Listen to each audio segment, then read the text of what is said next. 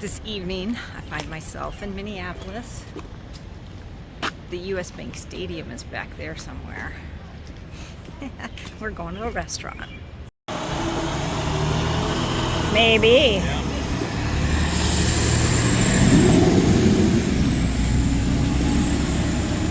That's what it is. I believe. See the outdoor dining? That's where we're going.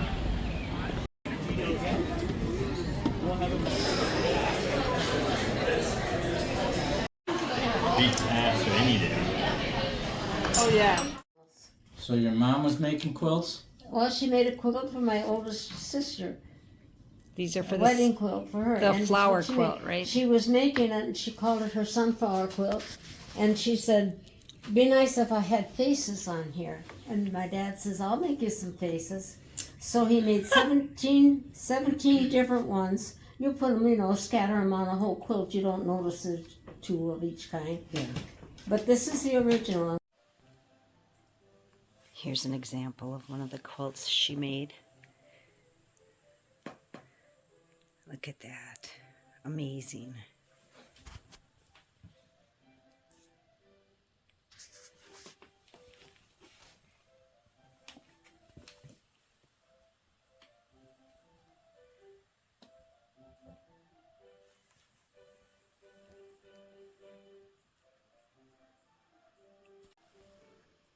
And another one.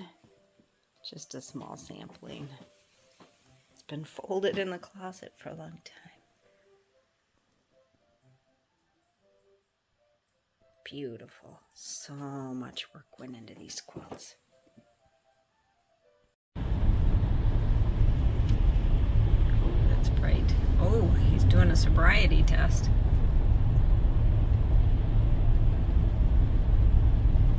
Gebruik de rechte rijstrook, neem de afslag rechts naar I-94 West.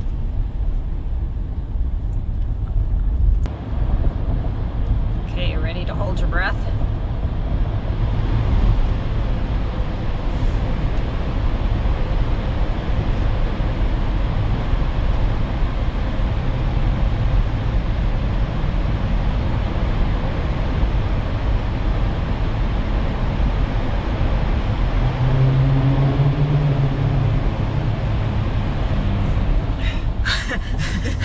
I didn't even take a deep breath. I didn't either.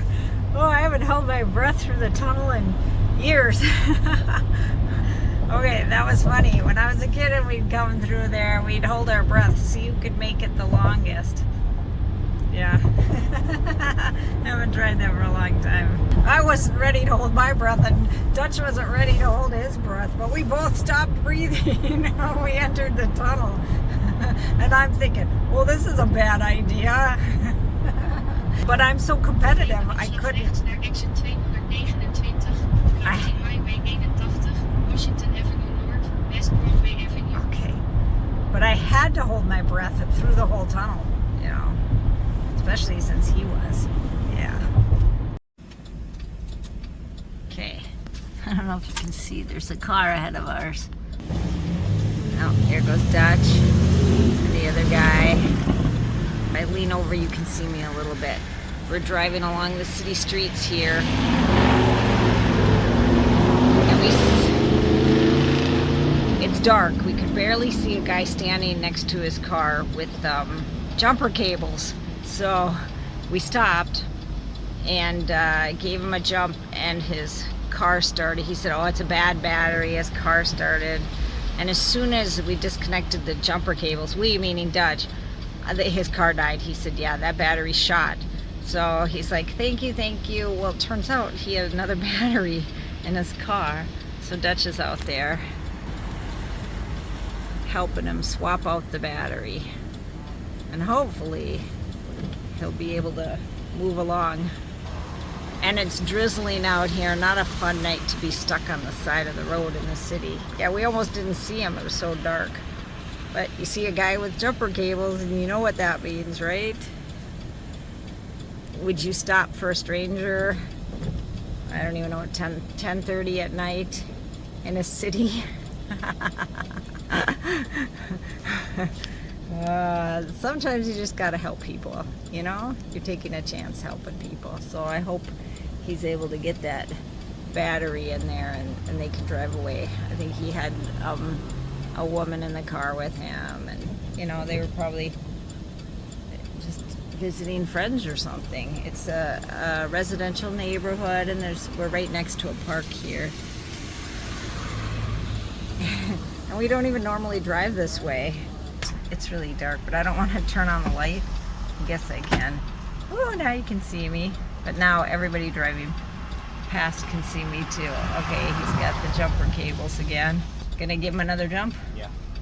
Yeah, so we're gonna pull over there and give him another jump.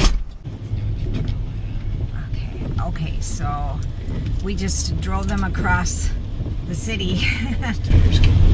It is getting bad. I hope we're not gonna be stuck changing a tire in the rain. Might have to get another tire before we go. Yeah. Before you hit him. Yeah, so Well, anyway. on my own, I'm okay. I don't know about that, but he reminded us of our son. So just a young guy working on vehicles, having some trouble with it. Yep. So you think it was just his alternator? Yeah, well, he had another battery. So the first one we jumped it and it started right up.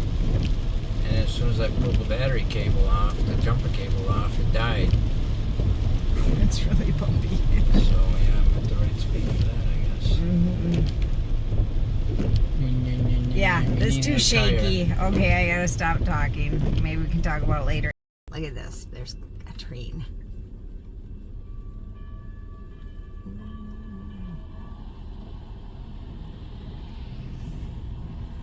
There's no riders. And then it's gone. Was it empty? I wasn't really watching. Anyway, we took them to where there was a couple. He had another battery, so we stuck the other battery in, but it did the same thing. Yeah, so he's gonna have to figure that out. Find a ride, get a part, go back over there and figure it out. He seems pretty, what's the word? I was gonna say industrious, but that's probably not the word I'm looking for. Self-motivated.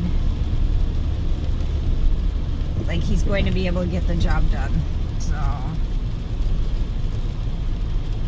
any last words? Last words. Any more words? It's dark and the road is bumpy. Okay, bye. Hey there, it's Angela from the future, and I just thought I needed to jump in and add a little bit to this story. We went on this trip to Minneapolis. This has been a couple weeks ago or so from when I'm recording now and editing. And we had just recently lost Dutch's dad. You know, sometimes the loss of a loved one is really sad, really, really sad, like the death of my 29-year-old son. And a loss like that is hard. It's really hard. Somebody who's young and active, and it's sudden and unexpected.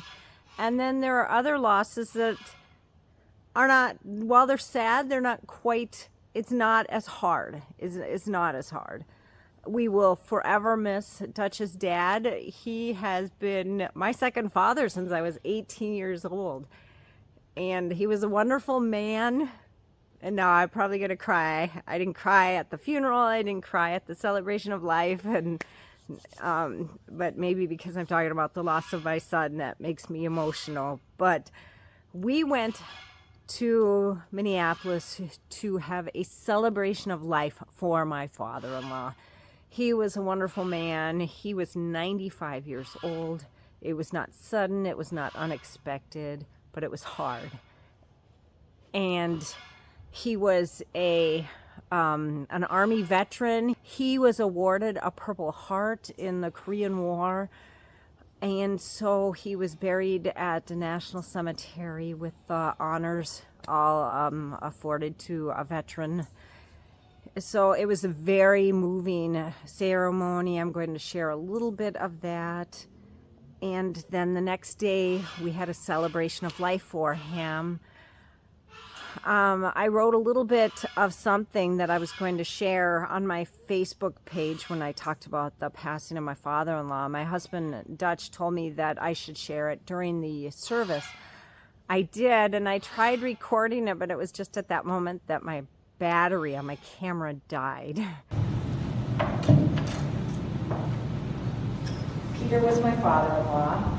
I first met him when I was just 17 years old. So I think I will include that in the notes down below if you want to read what I had to say about my father-in-law. It was short, and as my son-in-law actually gave the message at the celebration of life, and as he was talking, he pretty much hit all the same points that I had planned to talk about. And when other people talked, they opened up the mic for people to talk, everybody pretty much, they had so many wonderful things to say, and you know, so much of it was the same, and we will greatly miss him. So I thought I just had to jump in and say this about the upcoming portion of this video. While the passing of my father-in-law was very sad, and we have a big gap in the family now, that's a lead up into what's coming up in the video next.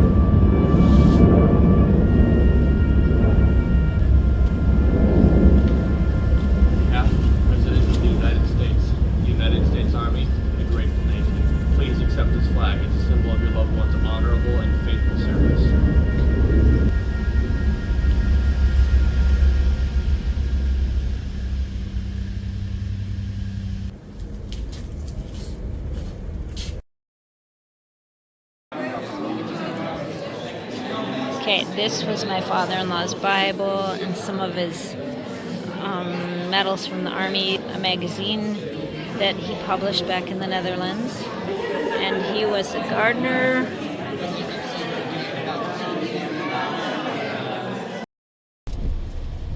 I eat chocolate every day. Something, you know?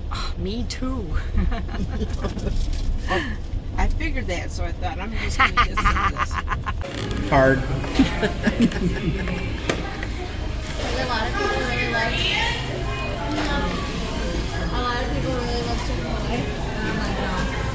Chick-fil-A. Say hi!